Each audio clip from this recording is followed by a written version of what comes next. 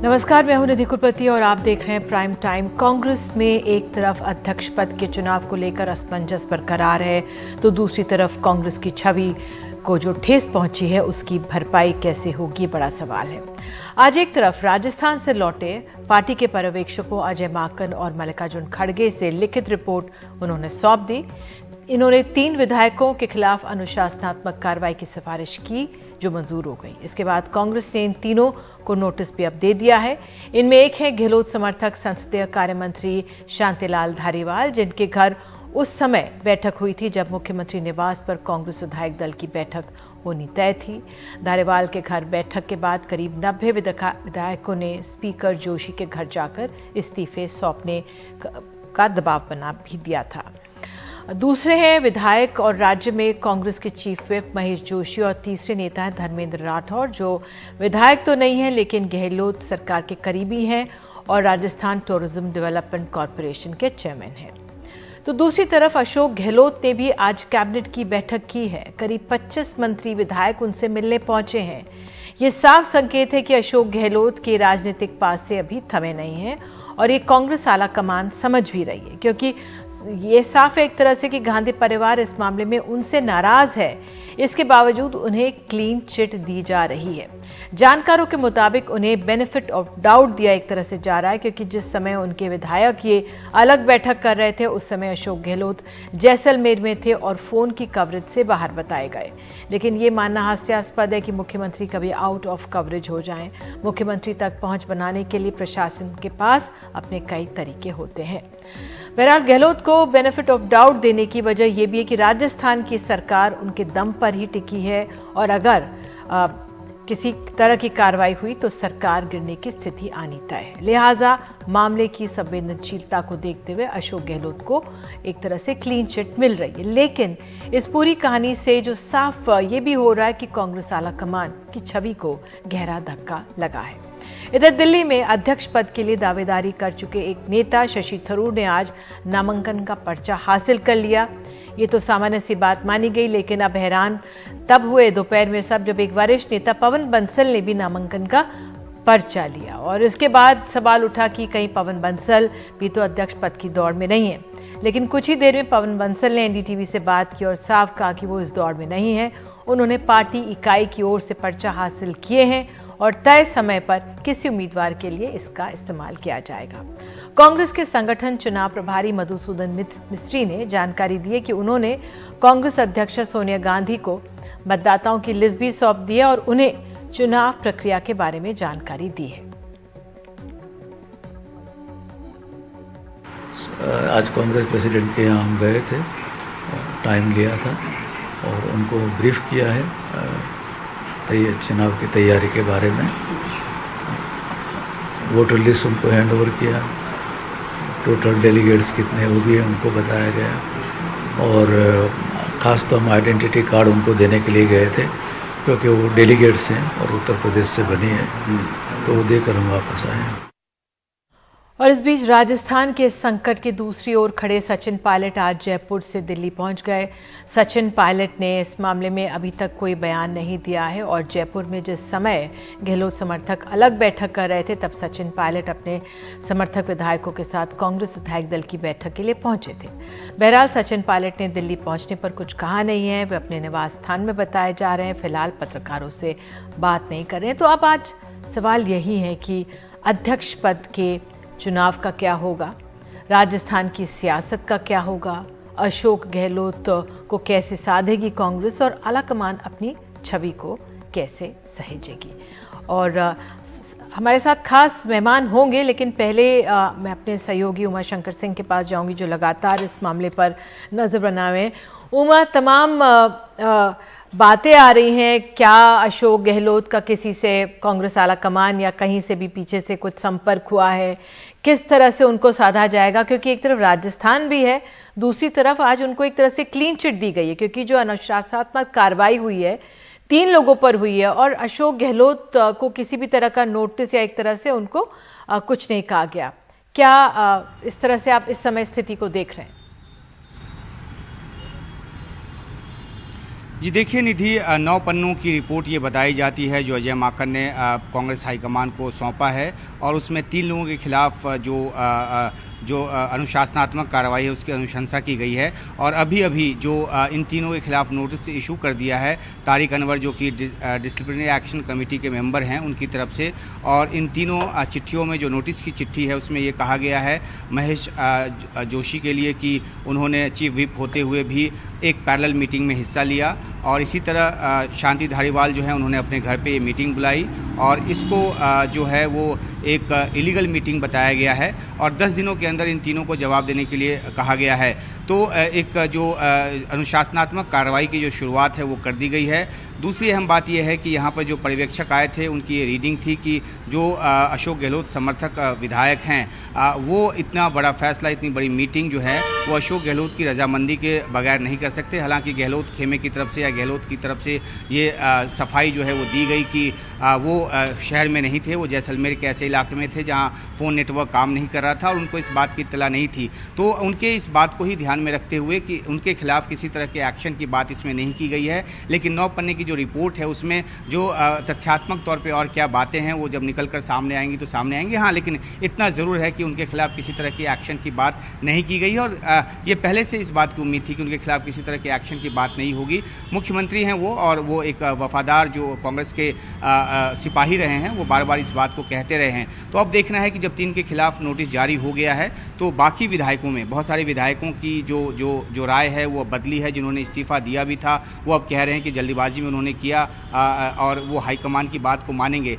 तो इन विधायकों को ज़्यादातर साथ लेने की कोशिश कांग्रेस करेगी। 3 के खिलाफ नोटिस जारी कर दिया है, और अशोक गहलोत से जहां तक बातचीत की बात है तो इस बात का खंडन किया गया है कि सोनिया गांधी की से उनकी कोई डायरेक्ट बातचीत हुई है। लेकिन क्योंकि वो पार्टी के वरिष्ठ नेता हैं, राजस्थान के मुख्यमंत्री हैं, तो उनका अपना एक स्थान है कांग्रेस पार्टी में, और उनको साथ लेकर चलने की कांग्रेस कोशिश करेगी। लेकिन ये सब इस बात पर डिपेंड करता है कि एक बार राष्ट्रीय अध्यक्ष के चुनाव की प्रक्रिया पटरी पर आ जाए, नाम सामने आ जाए, तो उसके बाद फिर राजस्थान में जो खींचतान मची है उस दिशा में जो कांग्रेस हाईकमान है वो सीएलपी मीटिंग बुलाने की फिर एक कोशिश कर सकती है। इस बात का भी अंदाजा लगाया जा रहा है। बिल्कुल। तो उसके बाद क्या रुख रहता है इन विधायकों का, जो कि अशोक गहलोत समर्थक विधायक हैं, तो ऐसे में देखना होगा, थोड़ा इंतजार करना होगा कि आगे किस तरह से यहाँ राजस्थान में कांग्रेस अपनी रणनीति बढ़ाती है। बिल्कुल उमा, आपने बहुत अहम जानकारियां दी हैं, इसके लिए बहुत बहुत धन्यवाद। एक तो ये कि किस तरह से विधायकों ने कहा कि उन्होंने जल्दबाजी में इस्तीफा दिया, और दूसरी तरफ जिस तरह से अब अशोक गहलोत को धीरे धीरे समझ कर ही उन पर किसी तरह की बात में कार्रवाई होगी, क्योंकि राजस्थान की सियासत उनके कंधों पर टिकी हुई है। हमारे साथ इस पूरे मसले पर बात करने के लिए त्रिभुवन हैं, वरिष्ठ पत्रकार, राजस्थान पे पकड़ रखते हैं। निर्मल पाठक वरिष्ठ पत्रकार और हेमंत अत्री वरिष्ठ पत्रकार हमारे साथ हैं। त्रिभुवन जी, कल भी हमने बात की थी और आज हम फिर एक बार मिल रहे हैं। कल से आज तक क्या अंतर आप आंक रहे हैं? क्या जिस तरह से अभी कुछ ही पलों पहले वो नोटिस दिया गया है 3 लोगों को अनुशासनात्मक कार्रवाई के लिए, और अशोक गहलोत को इसमें नहीं शामिल किया गया, बिल्कुल सही भी है एक लिहाज से, आपका क्या आंकलन? तो ये राजस्थान में जिस तरह से एपिसोड हुआ ये बिल्कुल अप्रत्याशित और अकल्पनीय था। लगातार बात हो रही है, लेकिन कल के बाद या परसों रात के बाद से जो घटनाक्रम सामने आया है उसमें एक चीज बड़ी स्पष्ट हुई है कि सचिन पायलट जो है उन्होंने लोगों की निगाहों में, जब हम कितनी भी जगह बात करें, किसी से भी बात करें, और खासकर जो अशोक गहलोत के प्रति बहुत सहानुभूति रखने वाले लोग या वर्ग हैं उनमें भी जब बात करते हैं तो ऐसा लगता है कि सचिन पायलट ने लोगों की सहानुभूति अर्जित की है। और अशोक गहलोत जो हैं, जिनकी बहुत बड़ी छवि थी और उनकी एक बड़ी पूंजी जो है वो राजनीतिक रूप से प्रखर व्यक्ति तो रहे ही हैं, बहुत दूरदर्शी माने जाते हैं, लेकिन जिस तरह से वो वफादारी की पूंजी उनके पास थी उसे लेकर लोग बहुत हैरान और हतप्रभ हैं कि आखिर अशोक गहलोत ऐसा कैसे कर सकते हैं। वो ये भी मानते हैं कि इससे निश्चित रूप से सोनिया गांधी बहुत आहत हुई होंगी, क्योंकि अशोक गहलोत और सोनिया गांधी के रिश्ते यहाँ बहुत लगातार, बहुत नजदीकी, बहुत पारिवारिक और व्यक्तिगत माने जाते हैं। और वो हैरान करने वाली बात थी जो यहाँ घटनाक्रम जिस तरह से कांग्रेस के लोगों ने किया। एक, जब हम राजनीतिक रूप से सजग लोग हैं, जो पर्यवेक्षक हैं, उन जो लोगों के एक तरह से पर्यवेक्षक हैं, उनको जब सुनते हैं, बात करते हैं, तो उन सबका ये कहना है कि अगर केंद्रीय जो हाईकमान का जो प्रतिनिधि मंडल यहाँ भेजा गया, जो लोग आए थे, तो विधायक दल की बैठक में जाने में, उनकी बात सुनने में क्या दिक्कत थी? वो एक लोकतांत्रिक प्रक्रिया है। भले वो एक लाइन के प्रस्ताव पर सहमत होते नहीं होते, वहां वो जो चिट्ठी बाद में लिखी जा रही है कि ये उनकी मांग है, वो खड़गे को या जो राजस्थान के प्रभारी हैं अजय माकन, उनको दी जा सकती थी। एक और बड़ा हैरानीजनक मामला इसमें ये है, जो मुझे लगता है कि हाईकमान की काफी बड़ी, जहां एक दो तरह का आचरण दिखाई देता है। हाईकमान राष्ट्रीय अध्यक्ष के लिए लोकतांत्रिक तरीके से राष्ट्रीय अध्यक्ष का चुनाव करवा रहा है। 9,000 लोगों की उसमें सूची बनी है और हाईकमान लोगों को बाकायदा वहां फॉर्म दे रहा है। आज भी 2 लोगों ने फॉर्म लिए हैं, चुनाव लड़ा जा रहा है, उसके लिए वोटिंग हो रही है। तो यही प्रक्रिया जो है राजस्थान के मुख्यमंत्री के चयन के लिए क्यों नहीं अपनाई गई? क्योंकि एक ही समय में 2 काम हो रहे हैं और एक लाइन से हो रहा है, दूसरा दूसरी तरह से। अगर विधायक जो है वो कहा जा रहा है कि एक से व्यक्तिगत पूछ करके राय बनाई जाती, और उसमें शायद जो लोगों में एक बात है कि सचिन पायलट का नाम आ रहा था और सचिन पायलट मुख्यमंत्री, हाईकमान उन्हें मुख्यमंत्री बनाने जा रहा था। तो सचिन पायलट का राजस्थान के अंदर उन्होंने बड़ी तीव्रता से अपनी दावेदारी बहुत शुरू से रखी हुई है। तो एक ये समय है। दूसरा, अभी जो जिस तरह से एक लाइन का प्रस्ताव लाने की बात है, क्या वो जब 2018 में जब मुख्यमंत्री पद का चयन हो रहा था, तो परिस्थितियों में ऐसा कौन सा बदलाव हो गया? अभी भी कोई परिस्थितियां तो बदली नहीं है। अगर अशोक गहलोत राष्ट्रीय अध्यक्ष बन जाते, वो ये पद छोड़ देते, तो उस समय अगर यहाँ के चुनाव की प्रक्रिया शुरू की जाती और हाईकमान अशोक गहलोत से कहता या दूसरे लोगों से कहता कि भाई सचिन पायलट राजस्थान के मुख्यमंत्री होंगे, तो ये शायद सचिन पायलट के लिए भी बहुत स्मूथ होता। इसमें हाईकमान भी बहुत अपनी प्रतिष्ठा अच्छी तरह से बचा सकता था और अशोक गहलोत को एक सम्मानजनक तरीका यहां से निकलने का मिलता। लेकिन ऐसा लगता है कि अशोक गहलोत जैसा व्यक्ति जो पिछले 50 साल से राजनीति में, 45 साल से राजनीति में है, वफादारी जिसकी एक पूंजी है और जिन्हें विपक्ष के लोग भी काफी समझदार मानते हैं, तो ऐसा व्यक्ति क्यों इस तरह का एक कदम उठाया, या इस तरह का जो एपिसोड हुआ है जो बहुत, जिसे लोग दुर्भाग्यपूर्ण और हतप्रभ होने वाला मानते हैं, ये क्यों हुआ? तो ऐसा लगता है कि इसमें बहुत सारी तरह की का गुस्सा, क्रोध या कहीं खुन्नस निकालने का एक तरीका रहा है, जिससे ये सारा एपिसोड इस नतीजे पर आया। बिल्कुल बिल्कुल, ये बहुत अहम है क्योंकि यही भाव है जो लगातार दोहराया जा रहा है, जो आपने इस समय कहा है। हेमंत अत्री जी, इस समय एक बड़ी कोशिश होगी कांग्रेस शीर्ष नेतृत्व की कि किस तरह से अशोक गहलोत को साधा जाए। बहरहाल सोनिया गांधी अशोक गहलोत की बात नहीं हुई हो, क्योंकि ये हमारे संवाददाता इसकी बात की पुष्टि नहीं कर रहे, लेकिन क्या कोई और लोग संपर्क में होंगे? जिस तरह से उनका नाम नहीं लाया गया, आपको क्या डिटेल्स मिल रही हैं इस पूरे मामले में? क्योंकि अशोक गहलोत हैं तो अहम कांग्रेस के लिए इस समय। दीदी जी, इस पूरे प्रकरण में जो भी ये हुआ है पिछले 72 घंटे में, इसमें सबसे बड़ा अगर कोई लूजर है तो वो अशोक गहलोत है और कांग्रेस पार्टी की छवि है। और सोनिया गांधी, जैसा कि बताया त्रिभुवन जी ने, सोनिया गांधी के उनसे बहुत ज्यादा विश्वसनीय आत्मीय संबंध थे और उसी का यह परिणाम है कि कल जब जैसे ही खड़गे और अजय माकन पहुंचे, तो सोनिया जी ने विश भी ग्रीटिंग जो करते हैं, नमस्कार, उससे पहले उन्होंने ये कहा कि how can he do it. वो इतनी आहत है, ये कोट अनकोट में बता रहा हूं आपको।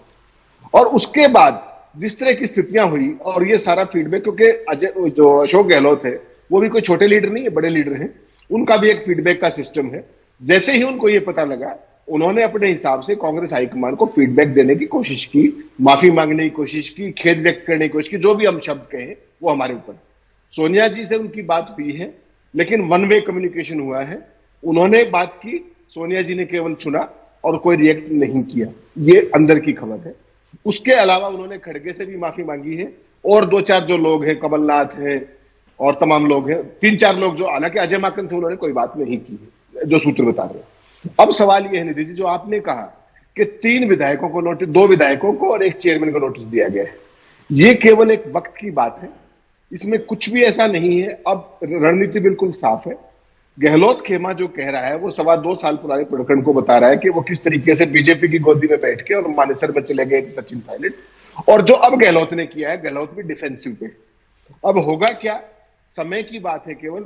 गहलोत अध्यक्ष नहीं बनेंगे कांग्रेस के, ये तय है, क्योंकि उन्होंने विश्वास जो अर्जित किया था 45 साल में वो उन्होंने 72 घंटे में खो दिया है। एक बात तो ये, अब कांग्रेस लीडरशिप दूसरे अध्यक्ष के लिए कोई व्यक्ति अपने हिसाब से प्रक्रिया चल रही है, तमाम लोगों से बात हुई। दूसरी बात, जो अभी तक की प्लानिंग है और जो गहलोत खेमा जो बहुत एक्टिवली सीरियसली पोस्टरिंग कर रहा है कि सचिन पायलट ने 2.25 साल पहले ये किया था, वो जाके मानेसर की उसमें बैठे थे, उनके वकील कौन थे, सुप्रीम कोर्ट तक केस गया था, पार्टी की फजीयत हुई थी। तो एक बात पे कांग्रेस हाईकमान को उन्होंने भी कन्विंस कर लिया है कि हम तो घर में ही रहे, वो तो विपक्षी गोदी, वो तो पक्षी गोदी में जाके बैठ गए थे। तो अब जो सूरत हाल जो दिख रही है फॉर्मूला, वो 1 महीने में होगा, 2 महीने में होगा, 3 महीने में होगा।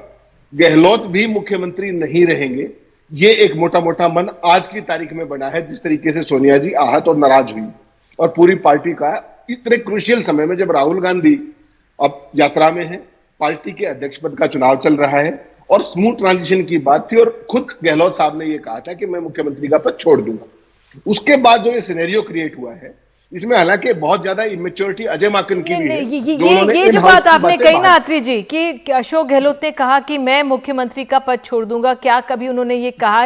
ये बहुत अहम है, ये बहुत अहम है, क्योंकि इसमें निर्मल पाठक जी को लेकर आते हैं, निर्मल पाठक जी को भी लेकर आते हैं। निर्मल जी, एक तरफ ये कांग्रेस शीर्ष नेतृत्व पर भी इस तरह का ये कहा जा रहा है कि उन्होंने एक तरह से दबाव बना रहे थे, बुलडोज कर रहे थे कि आप सीएम पद हटिए और आप कांग्रेस अध्यक्ष पद संभालिए। हालांकि बहुत अहम है कांग्रेस अध्यक्ष पद। 20 साल बाद कोई गांधी को, बिना गांधी का इस पे कोई चुनाव हो रहा था, अशोक गहलोत को दिया जा रहा था, एक तरह से पूरा मुकाबला होना था। जो नहीं छोड़ रहे हैं अशोक गहलोत ये पद, आज हमारे सहयोगी उमाशंकर सिंह से, जो सचिन पायलट कैंप के एक विधायक है, उन्होंने कहा कि कई घोटाले हुए हैं और वो नहीं चाहते कि कोई और संभाले। हालांकि दोनों कैंप्स में इस तरह के आरोप प्रत्यारोप होते हैं और चलते हैं सियासत में, अमूमन यही रास्ता गिना जाता है। आपका क्या आंकलन? देखिए, आपने बहुत अच्छा ये वो किया, सवाल रेज किया है। ये अशोक गहलोत, देखिए पहले दिन से वो कांग्रेस अध्यक्ष बनने में उनकी रुचि नहीं थी। वो 5 साल का अपना राजस्थान में मुख्यमंत्री का कार्यकाल पूरा करना चाहते थे, लेकिन कांग्रेस आला कमान ने जब सब तरफ देख लिया उन्होंने, तो उनको अशोक गहलोत से ज्यादा विश्वसनीय और वफादार, परिवार के प्रति वफादार व्यक्ति नहीं मिला उनको। इसलिए उन्होंने अशोक गहलोत को इस काम के लिए राजी किया कि आप कांग्रेस अध्यक्ष का चुनाव लड़िए। ये गांधी परिवार के कहने पर ही अशोक गहलोत उसके अध्यक्ष का चुनाव लड़ने जा रहे थे। तो एक तरफ तो आप एक आदमी पर, एक इतने वरिष्ठ नेता पर, जो एनएसयूआई से जिसने अपना राजनीतिक कैरियर कांग्रेस में शुरू किया और आज यहाँ तक पहुंचा है, दरी बिछाने से लेकर के स्टेज सजाने तक, लोगों के, नेताओं के लिए भीड़ जुटाने तक, उन्होंने एक अपना कद उसमें बनाया है और उस नेता पर आप भरोसा भी कर रहे हैं, उसको अध्यक्ष की पेशकश कर रहे हैं, और दूसरी तरफ आप उस पर इतना बड़ा अविश्वास कर रहे हैं कि ये अगर अध्यक्ष बन गए तो राजस्थान में पता नहीं क्या हो जाएगा। तो जब एक पद, एक व्यक्ति की बात तो तब आती थी ना जब अशोक गहलोत अध्यक्ष चुन लिए जाते। एक तरफ आप कहते हैं कि स्वतंत्र और निष्पक्ष चुनाव हम करा रहे हैं, दूसरी तरफ आप ये मान लेते हैं कि अशोक गहलोत तो अध्यक्ष बन ही गए हैं, तो फिर ये चुनाव कराने की क्या जरूरत थी? और ये राहुल गांधी जी की जो पॉलिटिकल एक अपरिपक्वता है, उसका बहुत कीमत चुका रही है कांग्रेस। पंजाब से इन्होंने कोई लेसन नहीं लिया। तो आप पंजाब में इतना बड़ा जो बयान आया राहुल गांधी का वहां से भारत जोड़ो यात्रा के दौरान की एक पोस्ट वाला, उसका ये नकारात्मक, बहुत ही गलत, बिल्कुल। क्योंकि अशोक गहलोत उनसे मिलने गए थे बताने के लिए। अशोक गहलोत ने ऑफिशियली ये कहा था कि मैं उनसे आग्रह करने जा रहा हूं कि वो कांग्रेस अध्यक्ष का पद संभालें। जिस समय चीफ मिनिस्टर वहां पर हैं आपके, जो आगे आपके अध्यक्ष बनने वाले हैं, उनकी मौजूदगी में आप कह रहे हैं कि एक व्यक्ति एक पद लागू होगा। और जब अशोक गहलोत उनसे मिले, ये जो मैंने सुना है, जब अशोक गहलोत उनसे मिले तो उनसे कहा गया कि आप जयपुर जाइए, उसकी सीएलपी की मीटिंग बुलाइए और आप इस्तीफा दीजिए। तो एक इतने बड़े नेता से आप इस तरह से व्यवहार नहीं कर सकते, जिसको आप खुद अपना अध्यक्ष बनाने जा रहे हैं।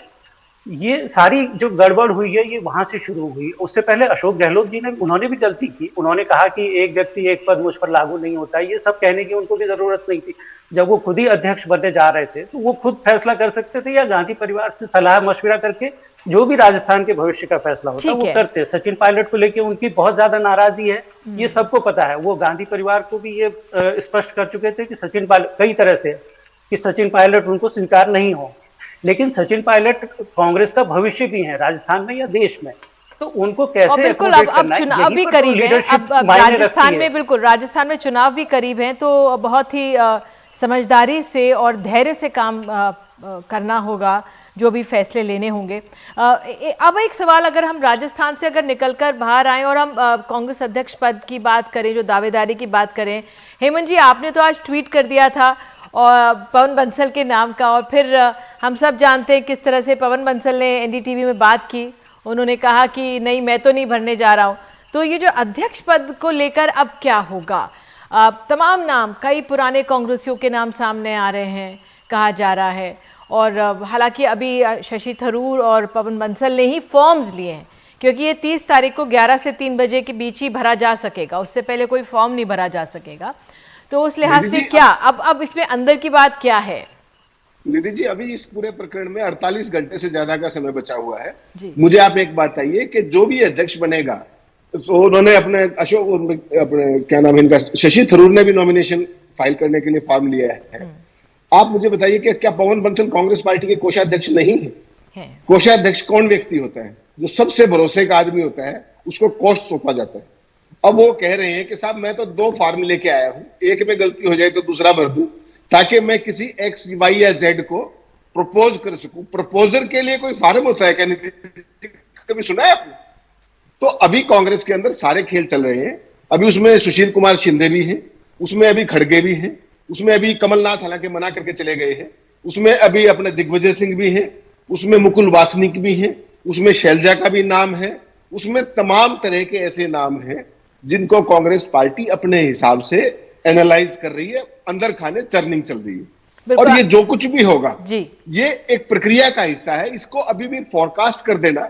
लेकिन मुझे ये बताइए कि जो 2 फॉर्म लेके गए, इवन शशि थरूर तो ओपनली चुनाव लड़ रहे हैं, वो भी 1 फॉर्म लेके गए हैं, और पवन बंसल 2 लेके गए, तो उनकी पोस्टरिंग ठीक है।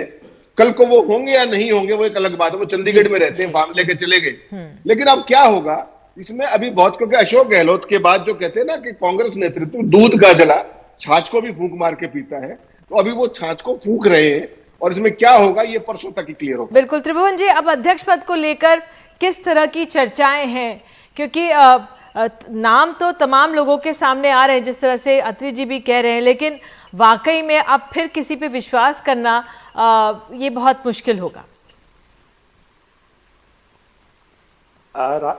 एक बड़ी खास बात यह है कि बहुत सारे मीडिया में भी लोगों का बड़ा अपना मोह है, तो उनका अभी भी ये मानना है कुछ लोगों का कि राजस्थान से शायद अशोक गहलोत हैं या दावेदार हो सकते हैं, कोई सुलह की कोई बात हो सकती है, क्योंकि आखिर इतने बड़े नेता हैं और वो जब उनके पास मुख्यमंत्री का पद नहीं रहेगा तो वो क्या करेंगे, क्योंकि आखिर कांग्रेस को भी कुछ नेताओं की जरूरत है। लेकिन मुझे नहीं लगता, जो परिस्थितियां जिस तरह की हुई हैं, वो खुद बनना चाहते हैं, वो शायद बनना भी नहीं चाहते। वो बार बार राहुल गांधी का जिक्र कर रहे हैं, उन्होंने राहुल गांधी के समर्थन में प्रस्ताव पारित करवाया, और व्यक्तिगत तौर पे जो हम लोगों को यहाँ जानकारी मिली है, उन्होंने यहाँ तक कहा बताते हैं कि परिवार के लोगों से कि आपका अध्यक्ष न बनना इस परिवार के लिए ज्यादा बड़ी खतरे की बात है, क्योंकि ये पद अभी इस समय जिस तरह का संकट का दौर चल रहा है वो उनको रखना चाहिए। तो एक ऐसी परिस्थिति के अंदर अशोक गहलोत मुझे नहीं लगता कि वो बन पाएंगे। अब पवन बंसल या शशि थरूर, इनकी भी मुझे संभावना नहीं लगती, लेकिन ये जरूर कुछ लोग कह रहे हैं कि कमलनाथ या दिग्विजय सिंह या कुछ दूसरे लोगों में से कोई पुराने कांग्रेसी, खड़गे हो सकते हैं, मुकुल वासनिक हो सकते हैं, तो कोई ऐसा चेहरा लाया जा सकता है संदेश देने के लिए कि ये पार्टी के परिवार के वफादार हैं और इनको इनके माध्यम से किया जा सकता है। लेकिन एक चीज मेरी यहाँ विपक्ष के लोगों से भी और पक्ष के लोगों से और दूसरे जो राजनीतिक विश्लेषक और जो समझ रखते हैं उनसे बात हुई, उनका ये जरूर मानना था कि अशोक गहलोत को अगर ये कह रहे थे ऐसा और अभी भी कह रहे थे, तो उनको तत्काल ये पद का लालच रखे बिना तत्काल छोड़ देना चाहिए था ये पद, और राष्ट्रीय अध्यक्ष जो है वो पद स्वीकार करना चाहिए था, तो उनका स्ट्रेचर बहुत ऊंचा होता और वो एक उनको बहुत सम्मानजनक जगह मिलती और वो एक बेहतरीन और गरिमापूर्ण उनका प्रस्थान राजनीति से होता या वो राजनीति में बने रहते। त्रिभुवन जी, अब मेरे पास सिर्फ 2 मिनट मुझे बताए जा रहे हैं। कंक्लूडिंग रिमार्क्स आप तीनों से मैं लेना चाहूंगी कि कांग्रेस आलाकमान अपनी छवि को बचाने के लिए क्या कर सकती है इस समय, क्योंकि सहेज के रखने के लिए एक तरह से, क्योंकि उसकी अनदेखी हुई है। अगर मैं निर्मल जी आपसे शुरू करूं तो देखिए, मुझे लगता है कि इन हालात में, क्योंकि ये कांग्रेस आला कमान का सब रायता फैलाया हुआ है, तो रायता समेटना भी उन्हीं को पड़ेगा। और अभी आज की तारीख में देखिए, अशोक गहलोत को जब इन्होंने उम्मीदवार बनाया उसका मैसेज गया, एक बहुत अच्छा मैसेज गया उसका। और अभी भी इनको ये कोशिश करनी चाहिए कि अशोक, देखिए मल्लिकार्जुन खड़गे क्यों बनेंगे, वो राज्यसभा की सीट, उनको राज्यसभा में नेता हैं, वो वहां छोड़ना पड़ेगा, उसके बाद फिर वहां किसी दूसरे का चुनाव क्या ये उससे पहले करा देंगे, इलेक्शन से पहले, कांग्रेस अध्यक्ष के इलेक्शन से पहले।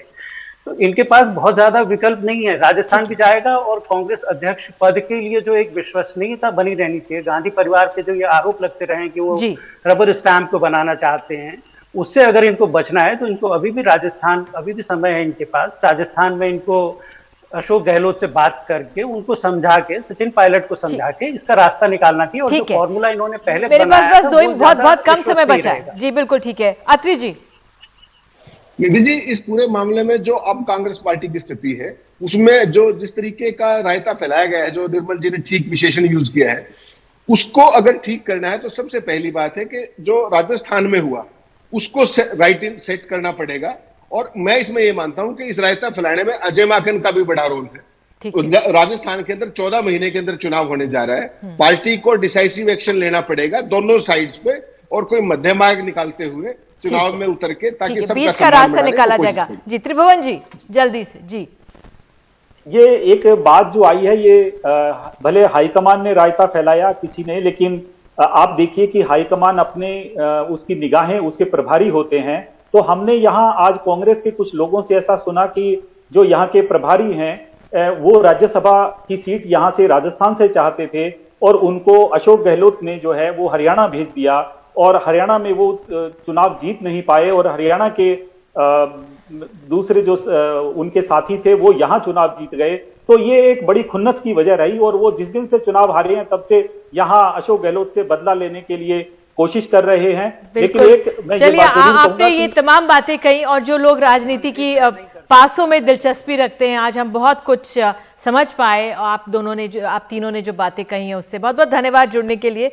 तो बहरहाल लगातार ये चर्चाएं जारी रहेंगी कांग्रेस अध्यक्ष पद को लेकर, कांग्रेस तमाम राजस्थान की सियासत को लेकर। लेकिन फिलहाल हम एक छोटा सा ब्रेक ले रहे हैं।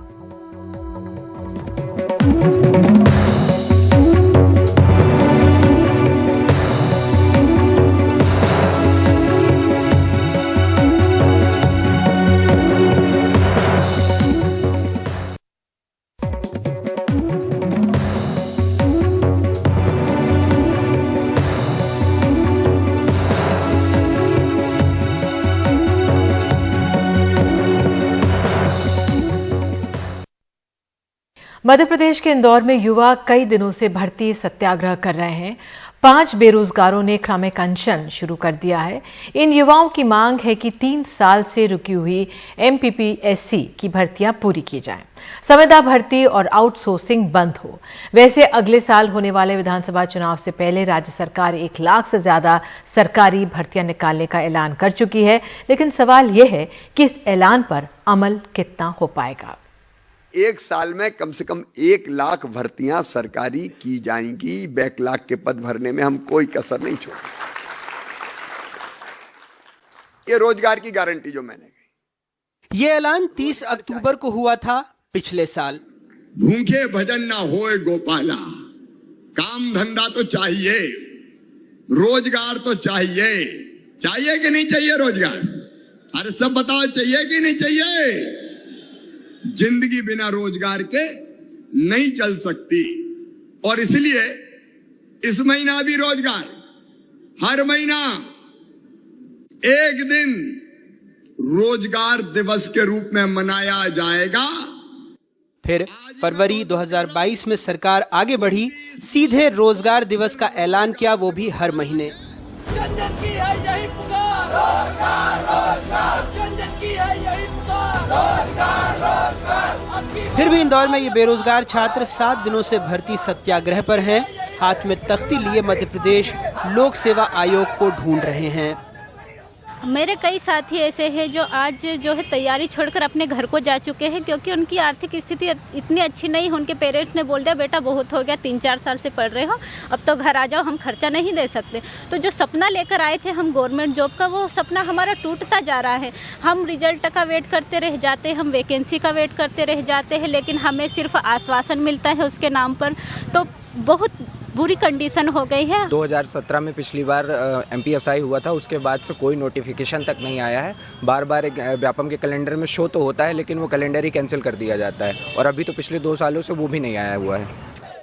हर पार्टी के घोषणा पत्र में, भाषणों में बेरोजगारों का जिक्र होता है। मुख्यमंत्री हर महीने इसका राग भी छेड़ते हैं। ऐसा भी नहीं है कि अलग से पद देने हैं। सरकार के ही 55 में से 44 विभागों में 3 लाख से ज्यादा पद खाली हैं। अकेले स्कूली शिक्षा विभाग में 87,630 पद खाली हैं। स्वास्थ्य विभाग में 14,313 पद खाली हैं। कृषि विभाग में 4,634 पद खाली हैं। छोटी छोटी 3 कहानियां और सुन लीजिए। 2018 में सरकार ने नौकरी दिलाने के लिए एक निजी कंपनी से करार किया। शर्त थी 10 साल में 11,80,000 युवाओं को नौकरी मिलेगी। अक्टूबर 2020 से मार्च 2021 तक सिर्फ 11,680 बच्चों को नौकरी मिली। 3 साल में कंपनी ने सिर्फ दफ्तर संवारा। वैसे सरकारी ऑडिट में पता लगा कि 4,421 युवाओं को ही नौकरी मिली। 4 करोड़ 17 लाख रुपए का भुगतान हो गया।